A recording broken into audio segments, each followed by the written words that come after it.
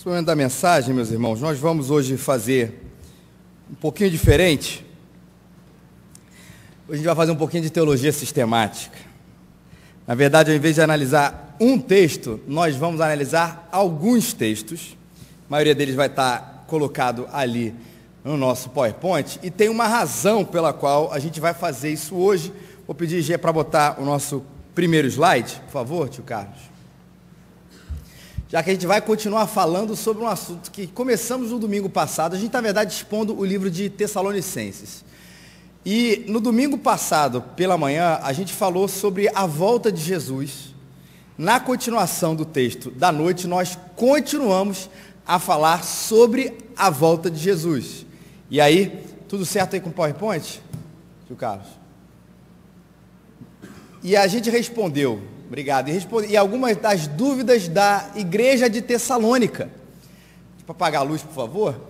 A dúvida da manhã da igreja de Tessalônica, e que a gente respondeu com 1 Tessalonicenses, é: na hora em que Jesus voltar, quem vai ter mais privilégio? Os que estiverem mortos ou os que estiverem vivos? Essa foi a dúvida da igreja de Tessalônica que nós analisamos na manhã.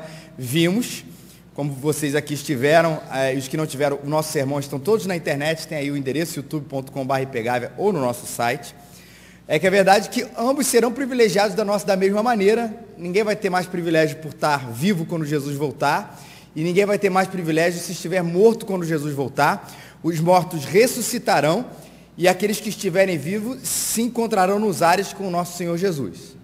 Ok? Essa era a dúvida da igreja de Tessalônica que vimos aqui pela manhã. À noite, a dúvida da igreja de Tessalônica era: quando é que Jesus de fato vai voltar?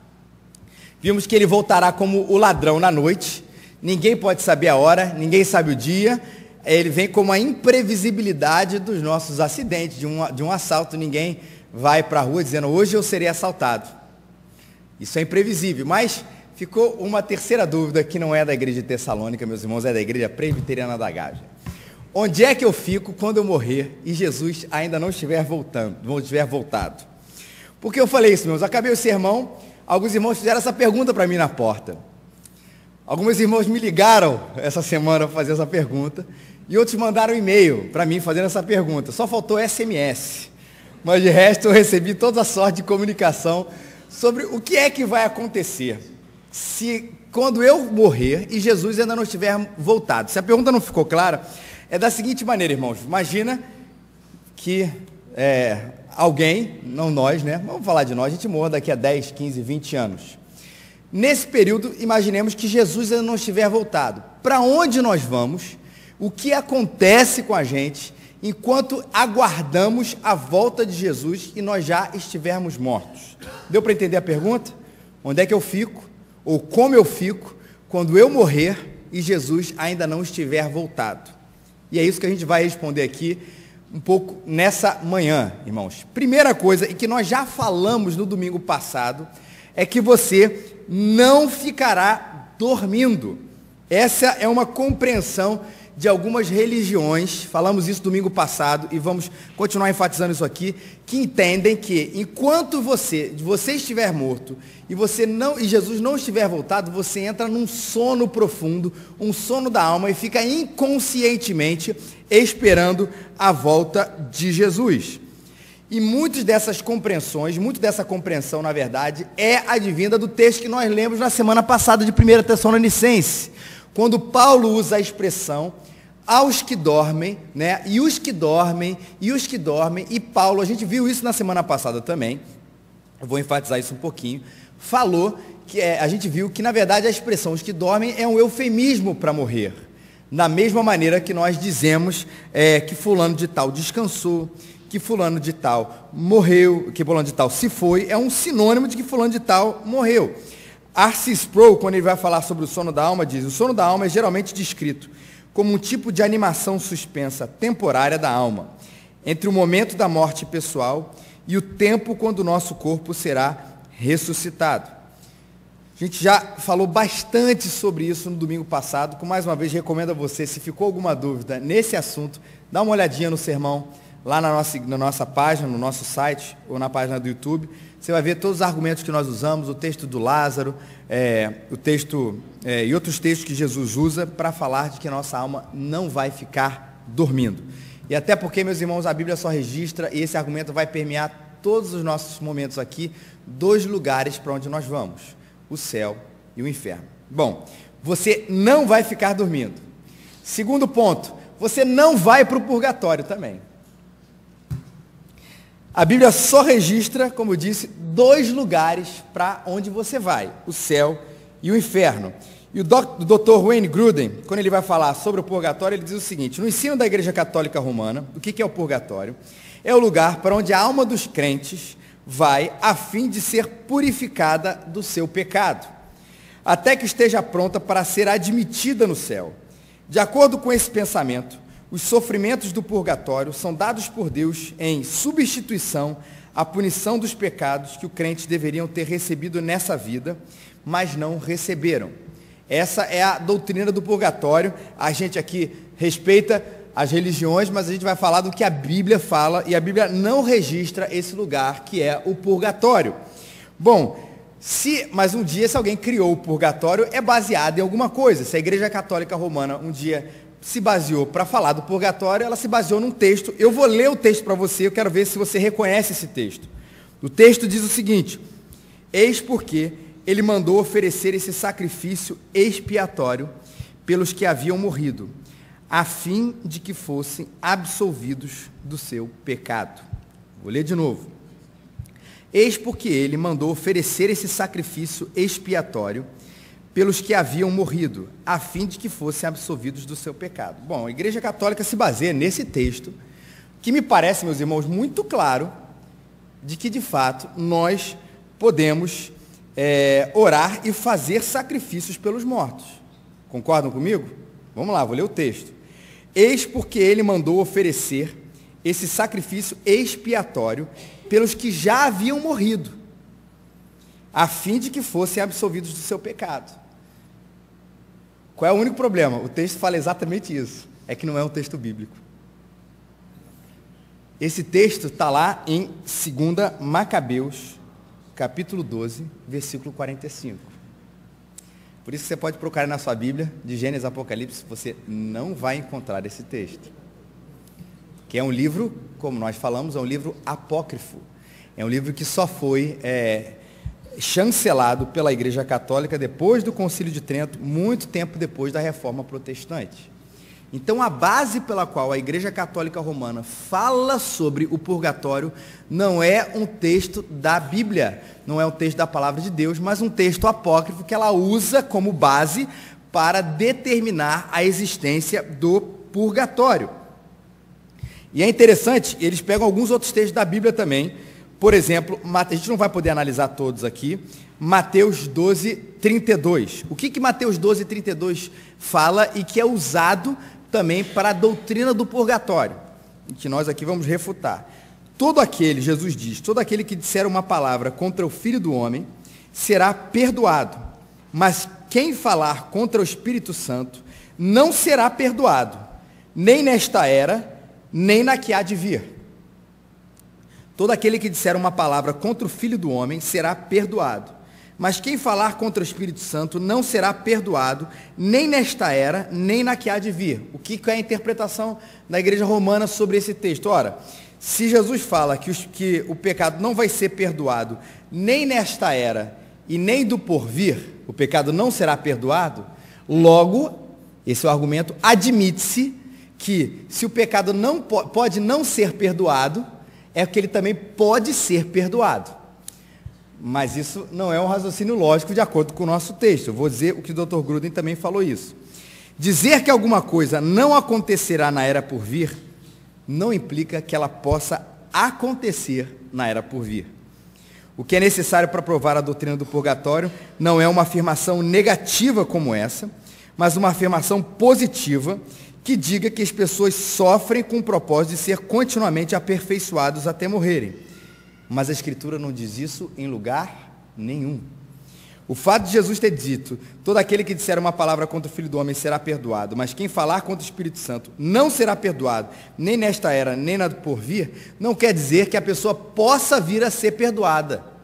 É isso que o Dr. Gruden afirma. Isso é uma figura de linguagem, não vai ser perdoado nem aqui, nem no porvir, mas isso não quer dizer que pessoas possam ser perdoadas no porvir, porque não é uma afirmação positiva que o texto diz, é uma afirmação negativa que ele fala. Em nenhum outro lugar da Bíblia, a não ser no texto apócrifo de 2 Macabeus, capítulo 12, versículo 45, que não pertencem ao cano, todo ao longo da história nunca pertenceu até o Concílio de Trento. Esse texto, a Bíblia afirma qualquer coisa parecida a esse lugar de expiação que é o purgatório. Mas além de não constar na Bíblia, meus irmãos, ele fere também outros princípios que a Bíblia fala. O que a Bíblia diz sobre o sacrifício de Jesus? O sacrifício de Jesus, ele é completo, ele é perfeito e ele é irrepetível. E quando nós acabamos por crer na doutrina do purgatório, aqui, meus irmãos, nós estamos acrescentando ou dizendo que o sacrifício de Jesus não foi completo. Que você foi perdoado, mas precisa ser perdoado um pouquinho mais para além daquilo que Jesus fez. Os seus pecados foram perdoados pela cruz, como nós relembramos aqui no momento da Santa Ceia, mas depois que você morre, ele precisa ser perdoado mais um pouquinho, você precisa ser aperfeiçoado um pouquinho mais. O que nós estamos dizendo, o sacrifício de Jesus não foi suficiente para cobrir os seus pecados. E a Bíblia diz, Hebreus 9, 28, assim também Cristo, oferecendo-se uma vez, para tirar os pecados de muitos, aparecerá segunda vez, sem pecado aos que esperam para a salvação. Completo, perfeito e irrepetível. É assim o sacrifício de Jesus. Quando nós tiramos essa realidade do sacrifício dele, aí a gente tem que entrar com um subterfúgio ou alguma coisa que complemente o sacrifício de Cristo, que segundo a palavra de Deus, não dá para colocar nada além, não dá para tirar, ele é perfeito, completo e irrepetível. Por isso, por tantos outros argumentos, você não vai ao purgatório enquanto você morrer e Jesus Cristo não tiver voltado.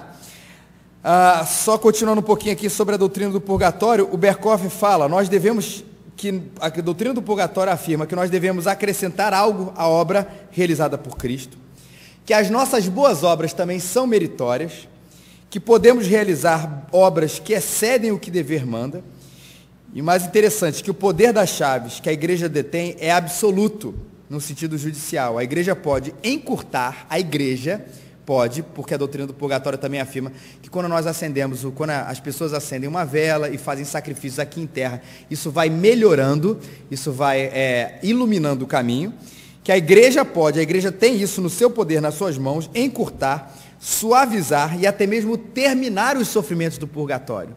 Ou seja, está nas mãos da igreja, dos cristãos, supostamente, em encurtar e suavizar esse caminho. E a gente crê que isso só pode, salvação, uma coisa que pertence somente a Deus. E mais uma vez, por isso que nós cremos que nós não vamos para o purgatório. Outra coisa, é mais claro para a gente, mas você não será extinto. Essa doutrina ficou conhecida como aniquilacionalismo. Você morre e você vai ser absolutamente extinto, não vai haver mais nada. Alguns ainda disseram assim, que é o seguinte, que os cristãos, sim, eles vão para o céu, vão ficar na eternidade com Deus, mas aqueles que não pertencem a Deus, eles vão ser aniquilados. Não vai haver absolutamente nada. Falamos mais uma vez que isso é uma heresia, você não vai ser extinto. Quer você vá para o céu, quer você não vá para o céu, mas creio aqui, meus irmãos, que todos aqui iremos morar com Deus eternamente. Todos os argumentos aqui contra essa realidade aqui da extinção são parecidos com os anteriores, né? Porque Jesus sempre falou sobre essas duas realidades, céu e inferno, Mateus 25, 46. E estes irão para o castigo eterno, mas os justos para a vida eterna. E quando Jesus falou sobre o porvir, sobre um lugar, ele disse, usamos esse texto da semana passada, em João 14, 1,3, diz, não se perturbe o coração de vocês, creiam em Deus, creiam também em mim. Na casa de meu pai há muitos aposentos, há muitas moradas. Se não fosse assim, eu lhes teria dito, vou preparar-lhes lugar. E se eu for e lhes preparar lugar, voltarei, levarei para mim, para que vocês estejam onde estiver.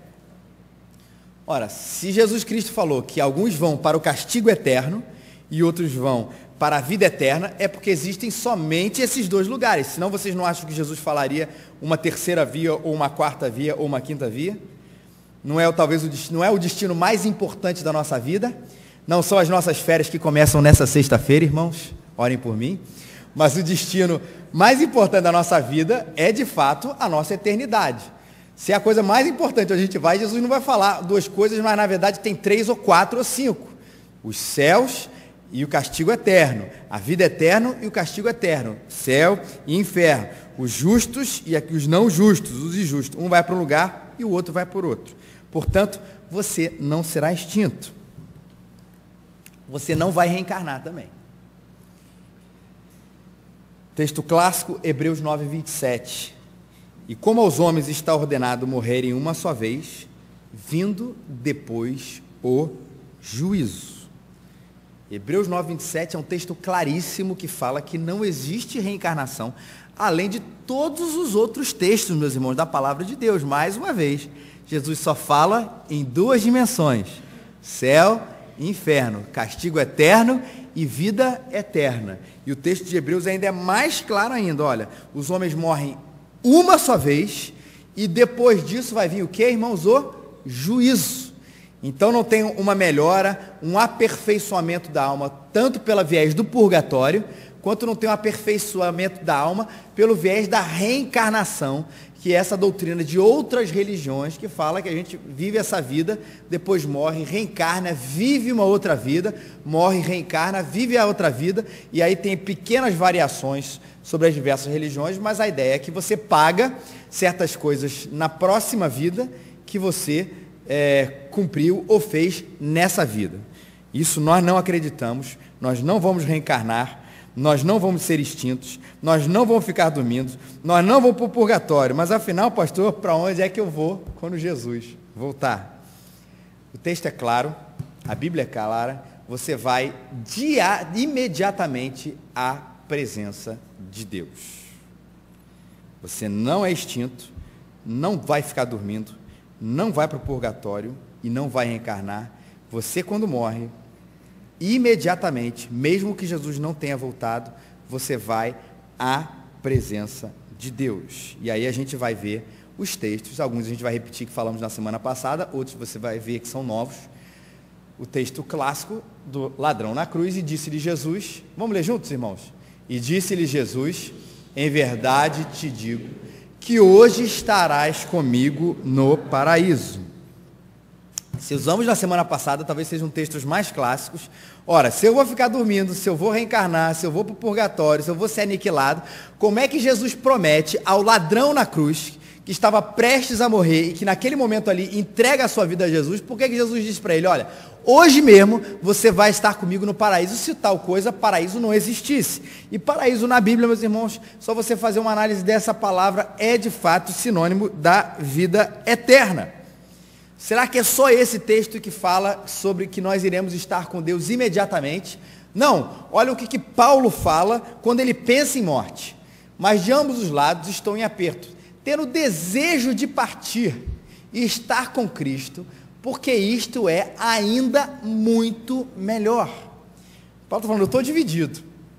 Lá em Filipenses 1:23, quando eu expus Filipenses, falei desse texto, meus irmãos, porque de alguma maneira eu quero estar aqui com os irmãos, eu quero pregar o evangelho aos irmãos, eu sei que essa é a minha missão, mas eu estou dividido, porque eu sei que estar com Cristo é infinitamente melhor do que estar aqui nessa terra. Então fica aquela coisa, eu fico aqui pregando, ou é muito melhor de estar nos céus. Paulo reconheceu a sua missão, ele precisava estar aqui pregando. Mas quando ele vai falar sobre a sua possível morte, ou sua futura morte, ele diz, olha, eu prefiro partir e estar com Cristo, porque isso é infinitamente, ou ainda muito melhor, na certeza e na inspiração da palavra de Deus, que diz que quando nós morremos, nós vamos estar imediatamente com quem, meus irmãos? Com Cristo. Paulo, quando foi arrebatado e teve uma visão sobre a eternidade, uma experiência com a eternidade, ele diz, eu sei que o tal homem, se no corpo, fora do corpo, não sei, Deus o sabe, foi arrebatado ao paraíso, e ouviu palavras inefáveis que ao homem não é lícito falar. Paulo teve uma experiência que nós nunca tivemos, provavelmente nunca teremos, de conhecer mais de perto os mistérios da eternidade. O porvir, o além, e o que ele recebeu e o que ele ouviu, são coisas que ao homem não é lícito falar, tal era a grandeza da sua experiência. Ora, Paulo não falou, e eu tive uma experiência com a sonolência profunda, eu tive a experiência com a aniquilação da alma, eu tive a experiência com a reencarnação, não foi nada disso, ele foi estar com Cristo Jesus. Olha o texto de Hebreus, capítulo 12, versículos 22 a 24. Mas chegaste aos montes Sião, e à cidade do Deus vivo, a Jerusalém celestial, e aos muitos milhares de anjos, a universal Assembleia e Igreja dos primogênitos, que estão inscritos nos céus, e a Deus, o juiz de todos, e ao Espírito dos justos aperfeiçoados, e a Jesus, o mediador de uma nova aliança, e ao sangue da aspersão, que fala melhor do que o de Abel. Olha só o que o escritor de Hebreus diz, que quando nós estivermos lá, chegarmos na cidade do Deus vivo, a Jerusalém celestial, nós estaremos na Assembleia, na Igreja dos primogênitos, ao Espírito dos justos aperfeiçoados, não o Espírito dos justos adormecidos, mas vamos ter contato já com outros irmãos que, como nós, viveram a sua vida crendo em Deus e que por isso estão lá, né, como justos aperfeiçoados nessa nova realidade. Apocalipse 6, de 9 a 10, também diz, e havendo aberto o quinto selo, vi debaixo do altar as almas dos que foram mortos, por amor da palavra de Deus. Uma cortina do céu se abriu para João, e por amor dos testemunhos que deram, e clamavam com grande voz, dizendo, até quando, ó verdadeiro e santo dominador, não julgas e vingas o nosso sangue dos que habitam sobre a terra? Bora, de acordo com esse clamor dos que já estavam mortos, Jesus não havia voltado, concordam? Até quando, ó verdadeiro e santo dominador, Jesus, não julgas e vinga o nosso sangue dos que habitam sobre a terra? Eram os mártires que haviam morrido por causa do sangue, por defenderem o Evangelho, por serem fiéis a Deus. E quando essa cortina do céu se abre diante de João, no Apocalipse, ele vê essa grande voz dizendo, até quando, ó verdadeiro e santo dominador, não julgas e vinga o nosso sangue dos que habitam sobre a terra? Ou seja, essas pessoas estavam dormindo, essas pessoas estavam reencarnadas, essas pessoas estavam no purgatório, essas pessoas estavam extintas? Não, meus irmãos, elas estavam com Deus, esperando esse momento onde o verdadeiro e santo dominador iria julgar e vingar o sangue dos que habitam sobre a terra. Pode tirar aí os PowerPoint, o Carlos, voltar aqui para a gente. E os descrentes? Aqueles que não conhecem a Deus. Já que a gente falou de tantos textos aqui, daqueles que conhecem a Deus. Bom, esse é um dos textos, esse é um dos momentos onde a gente vai recorrer à passagem do rico e do Lázaro, que diz que não vai haver outra chance, que eles irão direto para o castigo eterno. E clamando disse, Pai Abraão, tem misericórdia de mim, e manda Lázaro que molhe na água a ponta do seu dedo, e me refresque a língua, porque eu estou atormentado nessa chama. É uma descrição de alguém que estava no...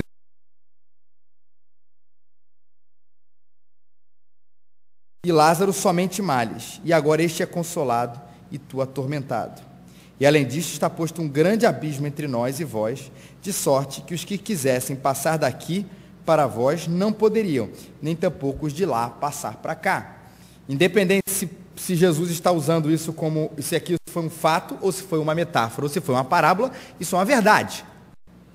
Então, os que estão no lugar, no céu, não podem passar para o inferno, os que estão no inferno não podem passar para o céu, e esse texto já mostra que Jesus está falando dessa realidade chamada inferno, onde também as almas não serão aniquiladas, não serão reencarnadas, não serão purgadas, os que não conhecem a Deus também irão diretamente para o inferno.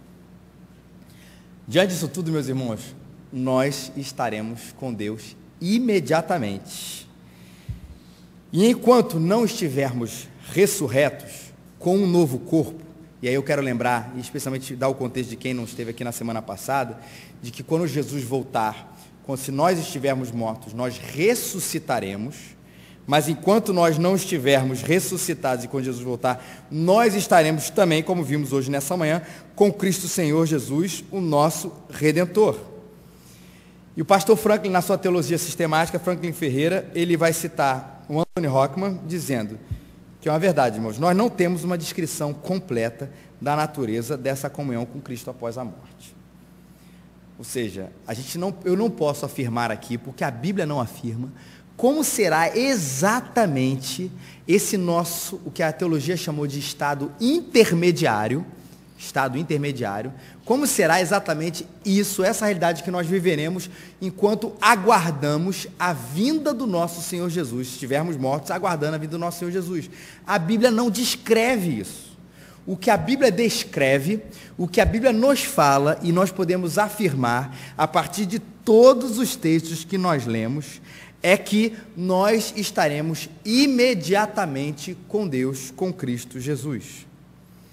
Agora, a gente sabe também, irmãos, é uma condição infinitamente melhor do que aquela que a gente vive.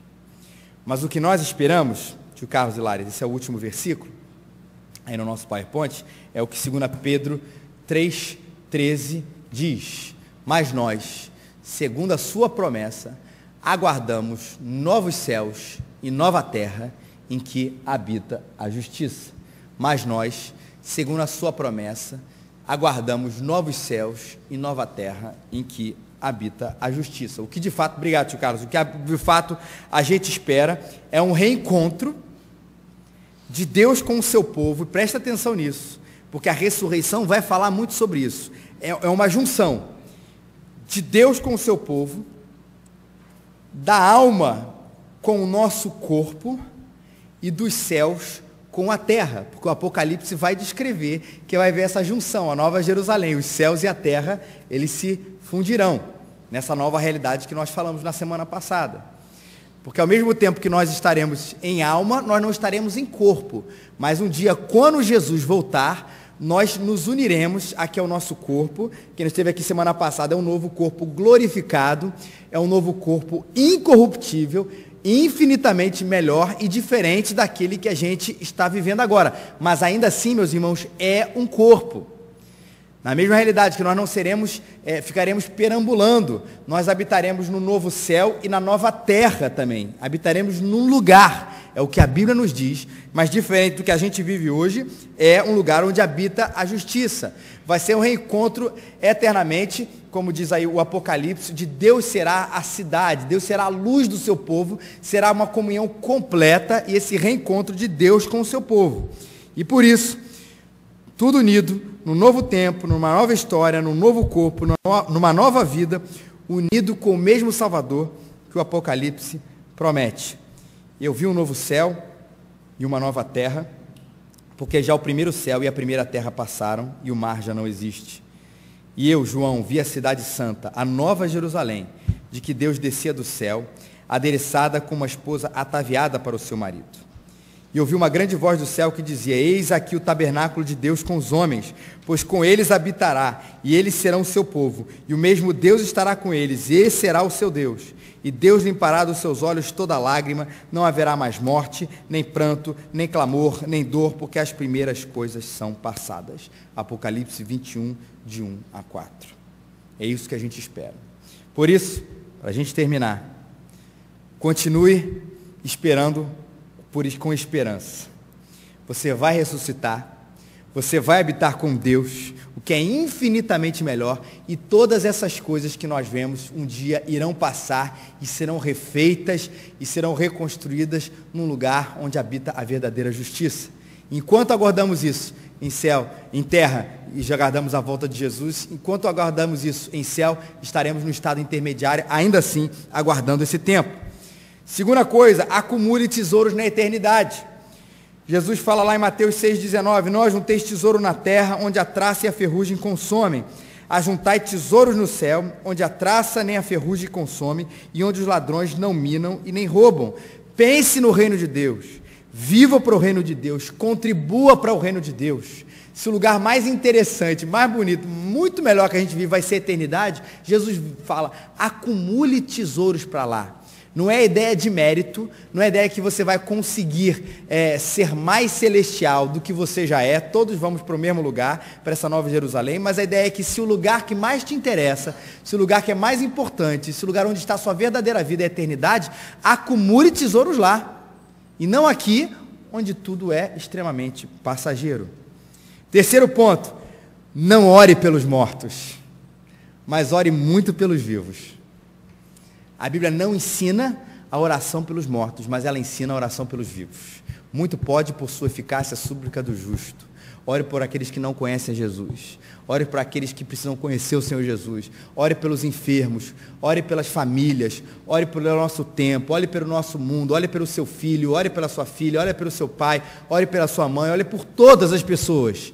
Por todas as pessoas vivas. Não pare de orar, mas não ore pelos mortos. Porque uma vez que está feito isso, a homem cabe a morrer uma só vez, e depois disso vem o juízo.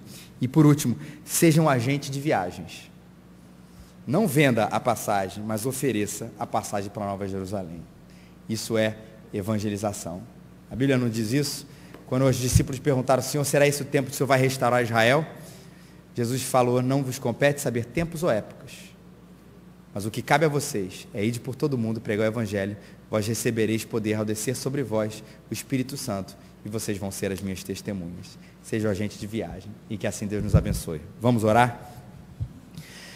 Senhor nosso Deus e Pai, louvamos o Teu santo nome, e Te bendizemos, e rogamos a Tua graça, o Teu amor sobre as nossas vidas, ó Pai, pedindo a Deus que o Senhor continue a nos esclarecer, e a consolar o nosso coração, e dar esperança, Deus, para esse lugar onde nós iremos. Que isso mude a nossa vida, que isso enche o nosso coração de alegria. É o que nós te pedimos em nome de Jesus.